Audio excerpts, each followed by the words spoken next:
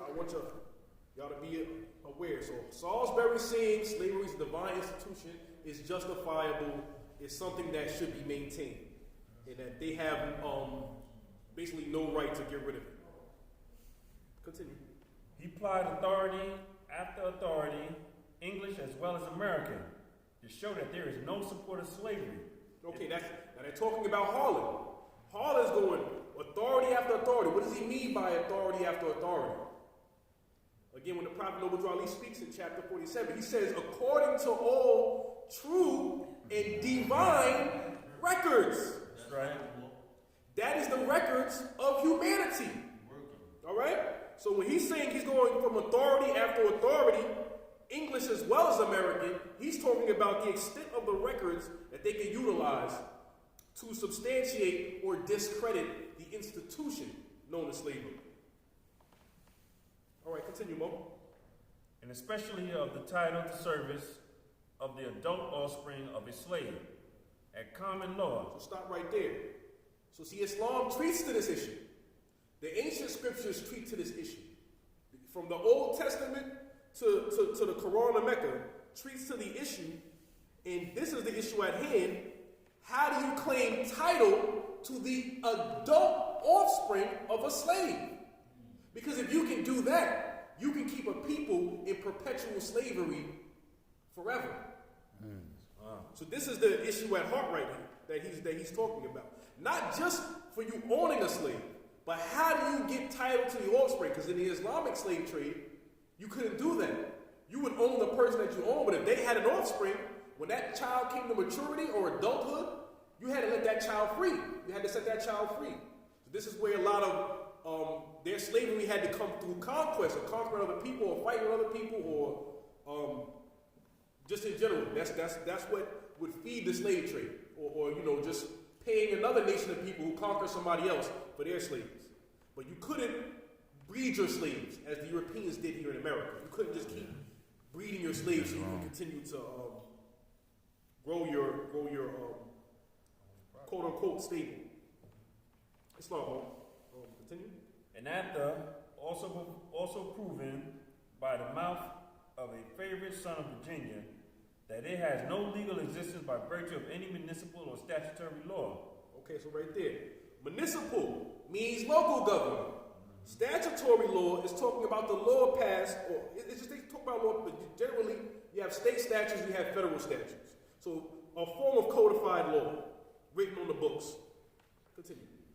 He declared that the only remaining law that can be cited for its support is the Levitical law. Levitical code as follows. So right there. So Harlan is saying to the Congress, or rather to the Senate, because this is a debate that's taking place exclusively in the Senate at this point in time.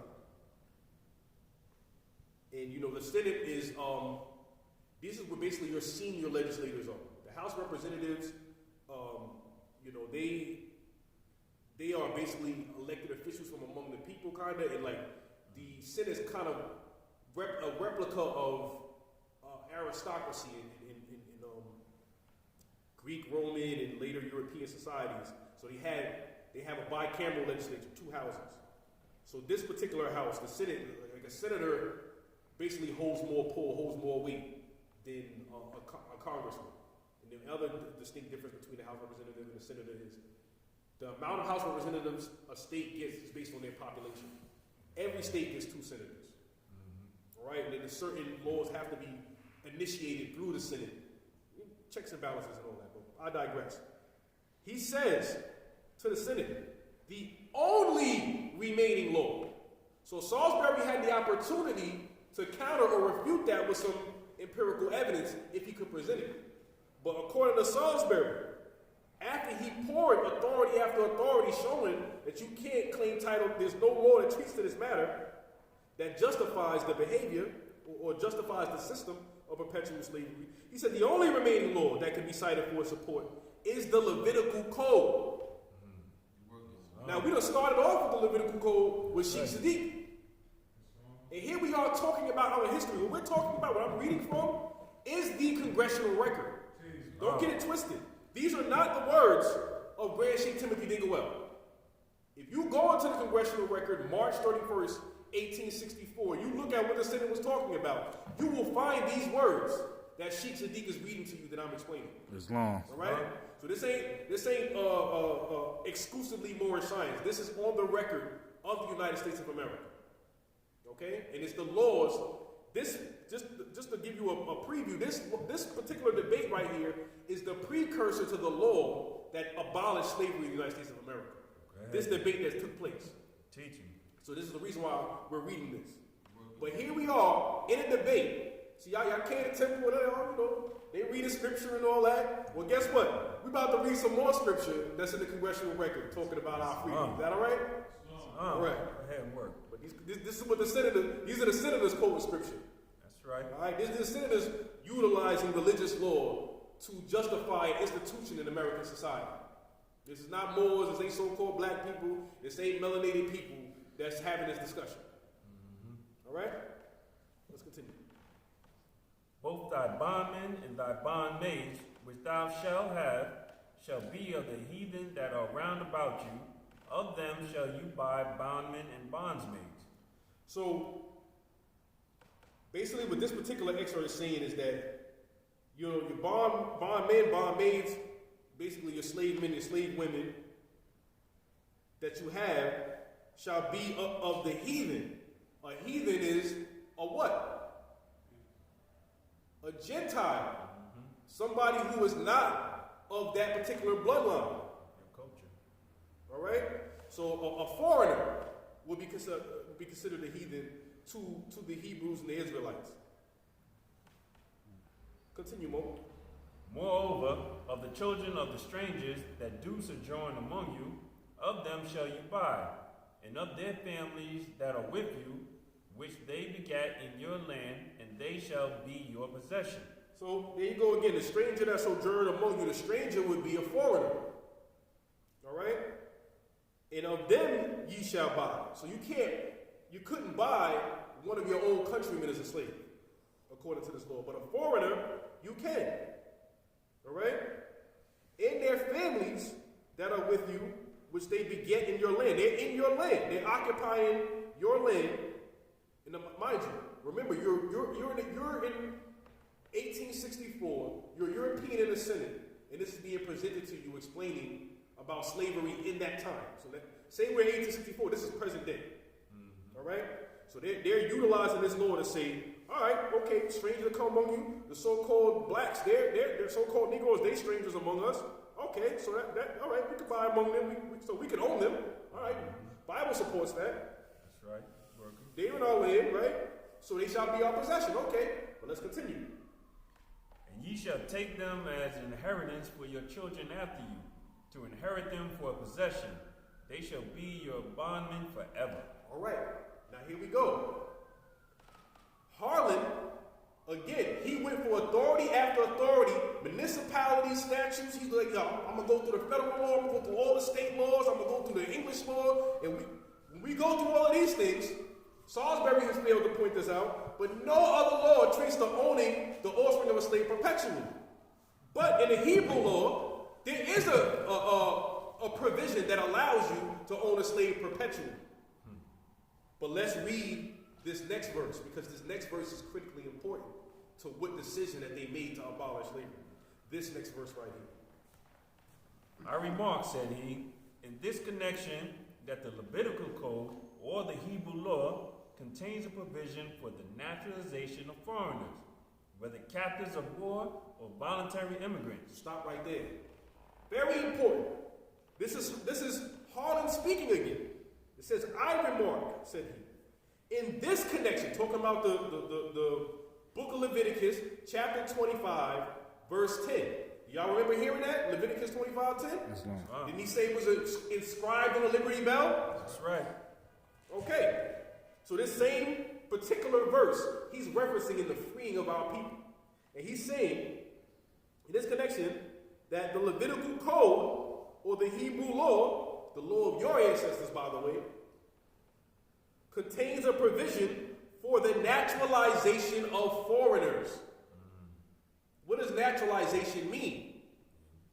It's the process of acquiring citizenship after birth.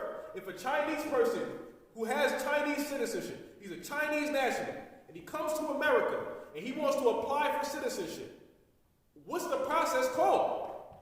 Naturalization. It's called naturalization. So this is how you acquire citizenship after birth. Were slave citizens? No. They were not. Dred Scott decision. Right?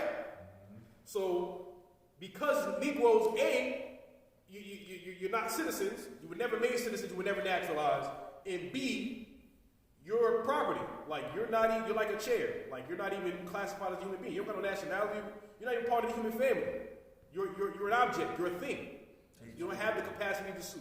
So those are the two reasons. But people cite that, the reason that because you're a piece of property, you don't have a right to sue, but people rarely cite the reason that Negroes were never naturalized. They were never made citizens. So here this discussion is being brought on the record for the first time since the inception of the United States of America, that the so-called Negro would be given federal citizenship, not just citizenship in a state, because you'll be able to find examples of so-called blacks being citizens of a particular state. But if they took those citizenship papers into another state, and then they ripped those papers up and just threw them in the air and threw them back in slavery, it was very little recourse that could be done. Because they didn't have federal citizenship. It's not what you want to... I just want to say they did that in Roots. If you ever watched the film Roots, Right. the brother had his papers and they just tore it up right in front of his face and it was right. Mm-hmm. So, because so-called Negroes didn't have federal recognition, they didn't have federal protection. So they were only protected in the states they became citizens in. As soon as they crossed borders, it was a wrap. If the European wanted it that. Which oftentimes he did. All right, so naturalization of foreigners, whether captives of war Go ahead. or voluntary immigrants. So you wasn't just be able to be naturalized because you decided to come to America and become citizens. You became naturalized as you could potentially be naturalized as captives of war. Peace, y'all. Y'all navigate well. Peace. So captives of war could become citizens. So that's what we were. All right? They use the term slaves, but in actuality, we were captives of war, sold into slavery. That's right. Islam. By compliance with the requirements of this law, they became citizens, entitled to all rights and privileges and immunities of native Hebrews. The Hebrew slave code applicable to enslaved Hebrews is in these words. Stop right there. So I want y'all to follow me. They're talking about this particular law and this particular process as a method of dealing with the so-called Negro problem, so-called slavery problem. And again, this is Harlan presenting this. Continue, Mo. And if thy brother and Hebrew man or an Hebrew woman be sold unto thee, and serve thee 6 years, then in the 7th year you shall let them go free from thee. Here I request the attention of those who claim compensation for emancipated slaves to the text. Okay, wait. So again, there was a provision in the Levitical code that if a Hebrew was sold unto you, if they serve you for 6 years, then on the 7th year, you have to let them free. So the perpetual slavery thing didn't come into account in this particular context. So now he's getting into the intricacies of the law, the exceptions of the law, the way that the law could be applied, other than, once you got a slave, they're yours forever and their offspring's inheritance or whatever. So, continue, Mo. Here I request the attention of those who... I read that. Okay, well, yeah.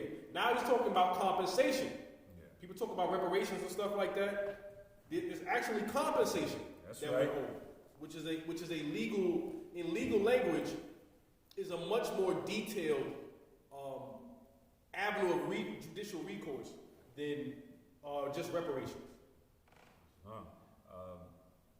And when thou sendest him out free from thee, thou shalt not let him go away empty.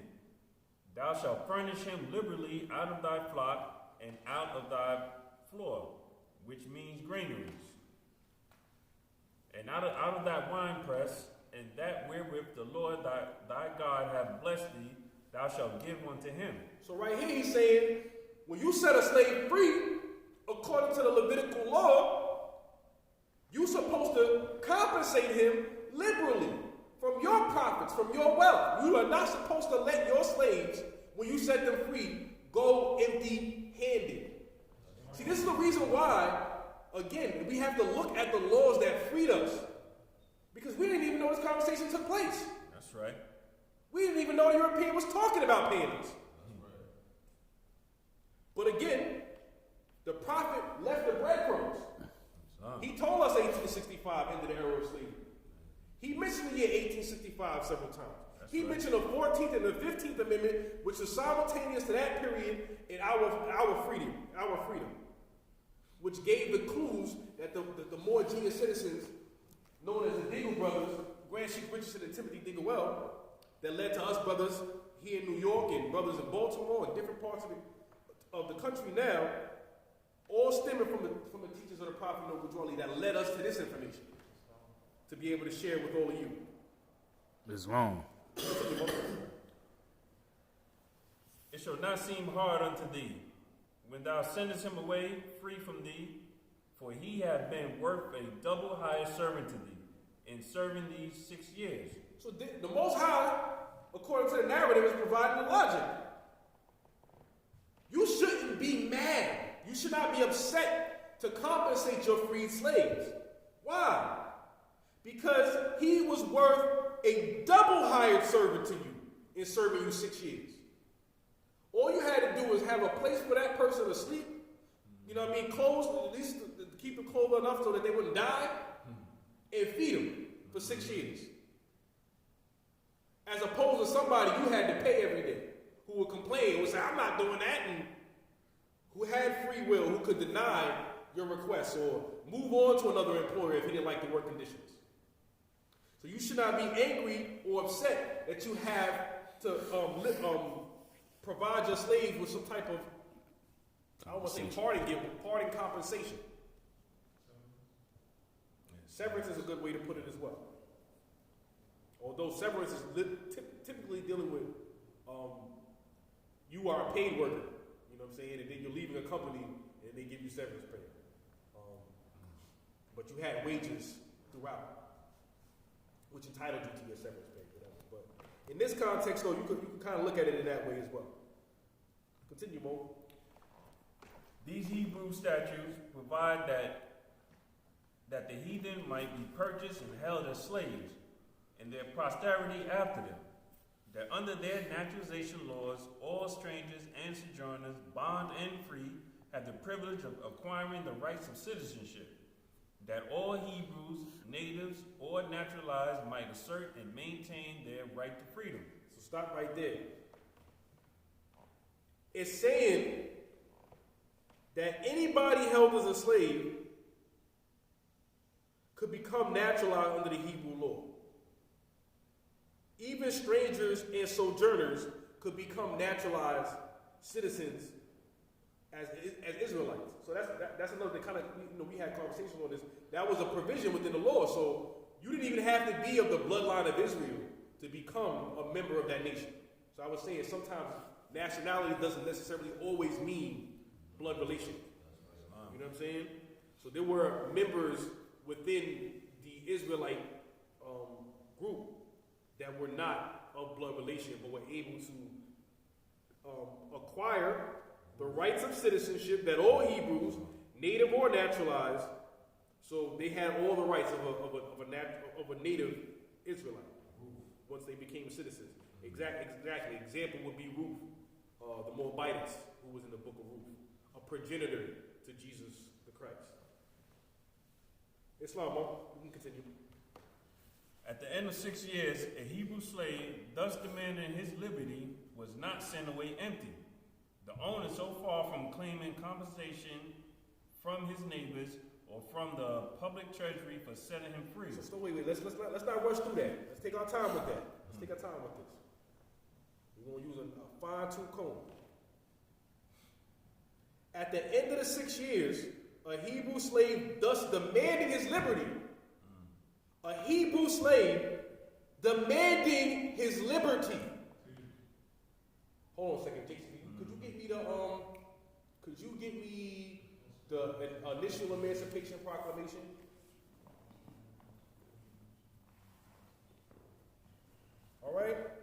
y'all to fully grasp that demanding his liberty, that means that the slave had to take action Islam. to become free. He couldn't just, it wasn't an automatic thing. That's right. Put that work in and get it.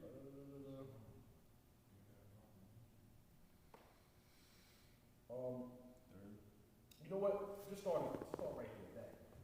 Now this right here is the first in a series of proclamations passed by Abraham Lincoln, known as the initial Emancipation Proclamation, September 22nd, 1862.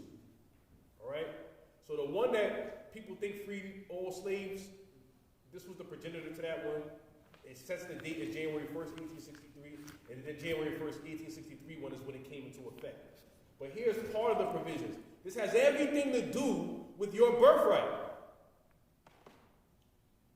That on the first day of January in the year of our Lord 1863, January 1st, 1863, all persons held as slaves within any state or designated part of a state, the people whereof shall then be in rebellion against the United States, shall be then thenceforward and forever free. Forever free. Now, mind you, this particular provision is only talking about slaves held in territories that are in a state of rebellion to the United States. As I said in the beginning of this demonstration, there were states that had slaves, but because they were loyal to the Union, Lincoln didn't want to ostracize them and have them defect to the other team, so they were able to keep their slaves. This provision was not talking about them. If you were loyal to the United States of America, you were fighting on the side of the Union during this time, then your slaves were lawfully held. And although this freed slaves in the Southern territories, obviously the Confederacy controlled the South, so it was just a freedom on paper. You know what I'm saying? Those slaves would have to escape into Northern territories, or as the Union began to conquer certain installations or regions of the Confederate territories, they were able to emancipate those slaves based on this law. Continue, Mo. I'm getting to a point. This is another portion of it, but there's something in there that I want to contextualize to what we just read. Continue, Mo. Forever free, and the executive government of the United States, including the military and naval authority. Oh, wait, so the executive government of the United States, including the naval and military authority. So we're talking about the president on down, all of the cabinets, the Department of Defense, the Department of Homeland Security, the Attorney General, the United States Attorney. We're talking about all of those officers, all the way down to private so-and-so in the Marines. They all bound by this. All right? FBI, all of them.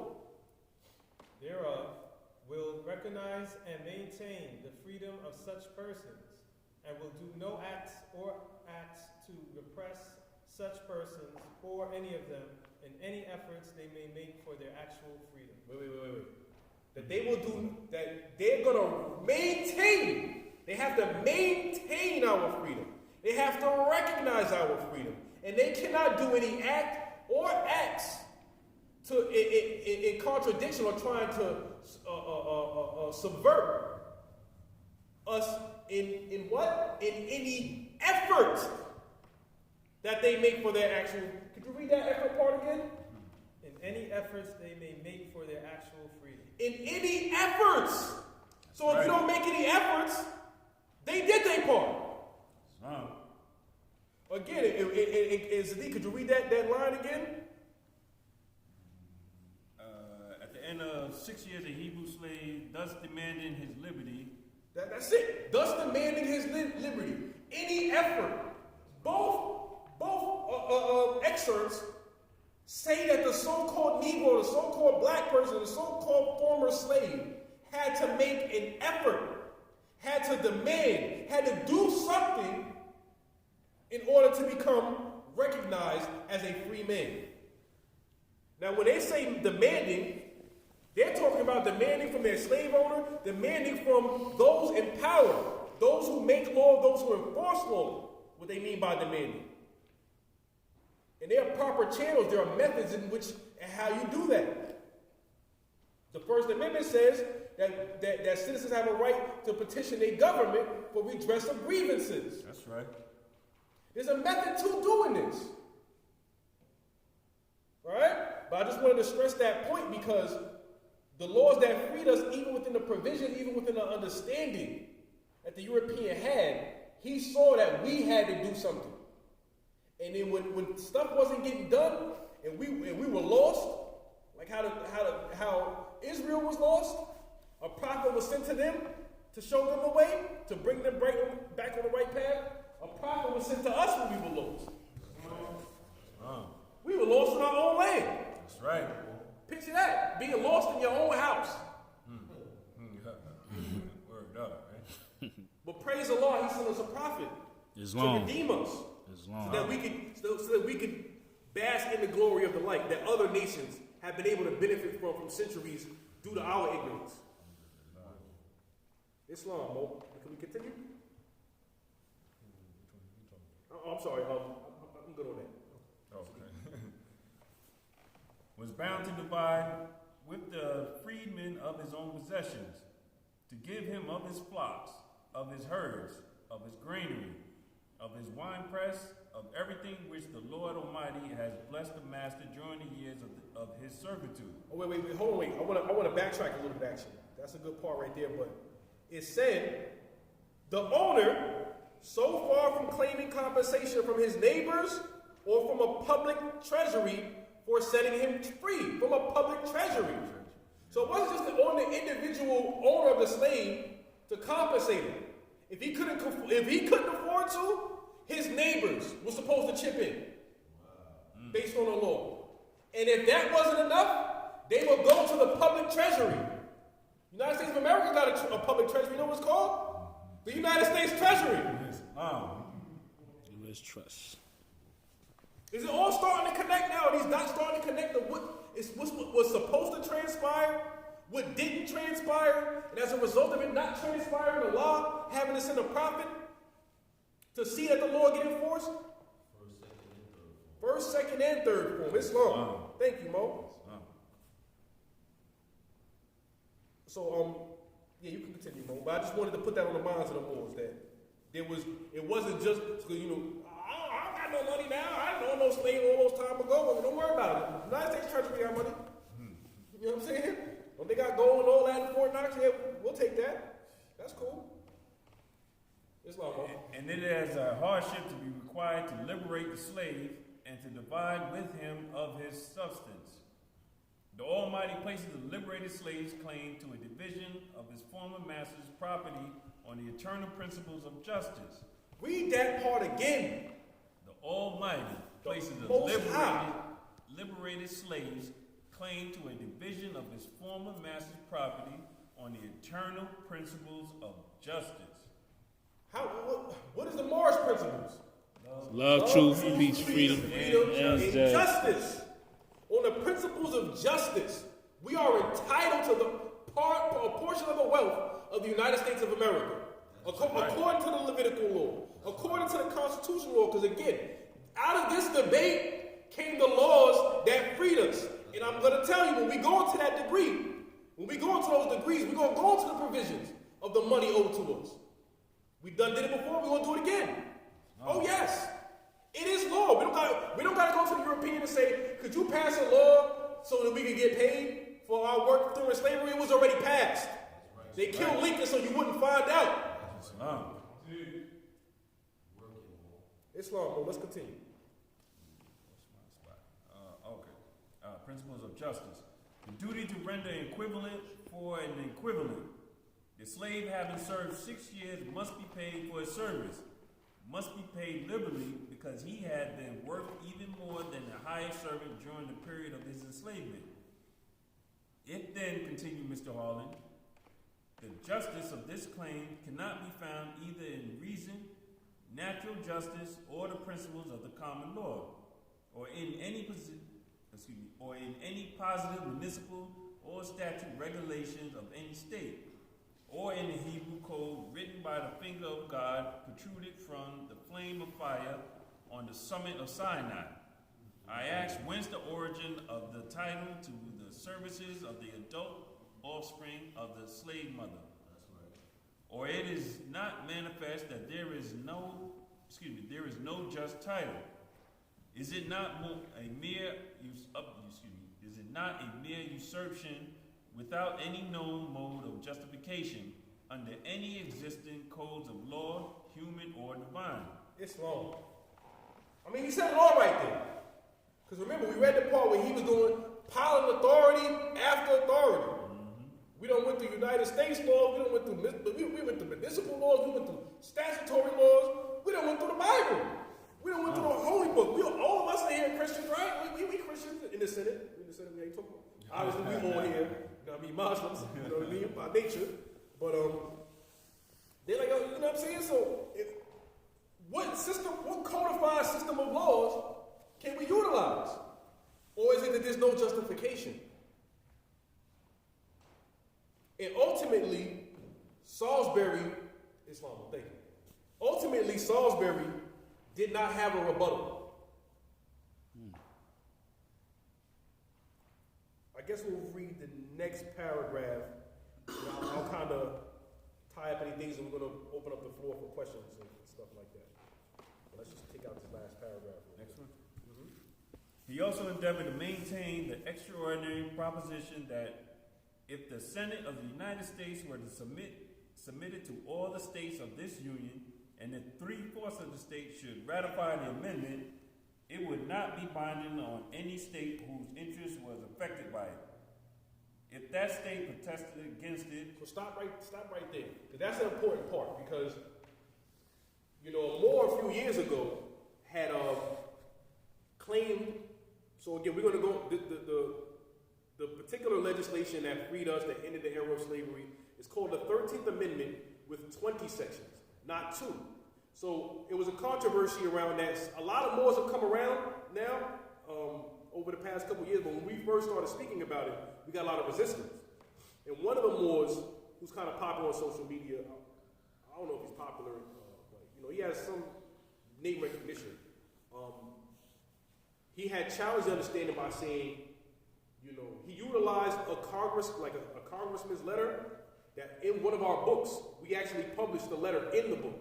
He took that letter as evidence against the 13th Amendment with 20 sections, saying the 13th Amendment with 20 sections is a slave document.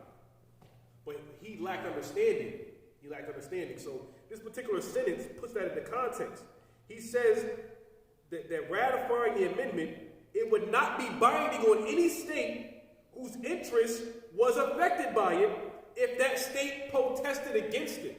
So the 13th Amendment with 20 sections, when you look at it, the clause of abolishing it, the state has to voluntarily abolish it. But should the state abolish it, it gets federal compensation. The state get money to abolish it. It was an incentive. But you have to understand that the people who's voting on the amendment? Who votes on the amendment? Oh, the Senate and the House of Representatives. The Congress. They voted on the amendment. So you have states that want to keep slavery that's supposed to vote on an amendment to abolish slavery. You understand? You can't force the state to do it. You can't make that state get rid of the slave. That was the problem that Lincoln had. So he put this amendment in place to allow a provision for if states were to abolish slavery, that they would be compensated. The state would get money for all the slaves liberated. The slave masters would get money for their property. And then the slaves who performed slavery, they would get money. According to the Levitical law, according to the constitutional law. Because the Fifth Amendment says what? You cannot be denied your property without just compensation. You see? But again, the more I say this anti-slave document, he's not taking all of these variables into account. He's just saying, well, it doesn't force the states to end slavery, therefore it's a slave document. Wondering what the European congressman had said. But we understood what it took. How many tens of thousands or hundreds of thousands of people who died. Americans killing Americans. Just for the possibility for us to be able to congregate freely on this Sunday afternoon. Not being forced to be in church. Not being forced to have Europeans around us. Not being forced to have to perform labor. That's right. This was all due to the efforts that took place in this debate. So, mind you, Salisbury secretary was from a state that wanted to keep slavery. He's a representative. He's one of the 2 senators from that state. You think those 2 senators are going to vote in favor of getting rid of their slaves and getting jack nothing back? Come on now, man. This is chess, not checkers. You understand? So I kind of wanted to go into that detail, but let's finish up this paragraph so we can get to the questions and comments and stuff. And beyond all this, he go ahead. Re-echo. He re-echoed the old cry of the border state men that the time is unpropitious for such a measure as this. I think it's unpropitious for such a measure as this. Meaning it's not timely. You're trying to say like this is not the right time or what have you. But again, if you would have to kind of go back to some demonstrations and stuff like that because we go into great detail on the different nuances. It wasn't, no pun intended, black and white. It wasn't, just the North versus the South. Just people who wanted to keep slavery and people who didn't want to keep slavery.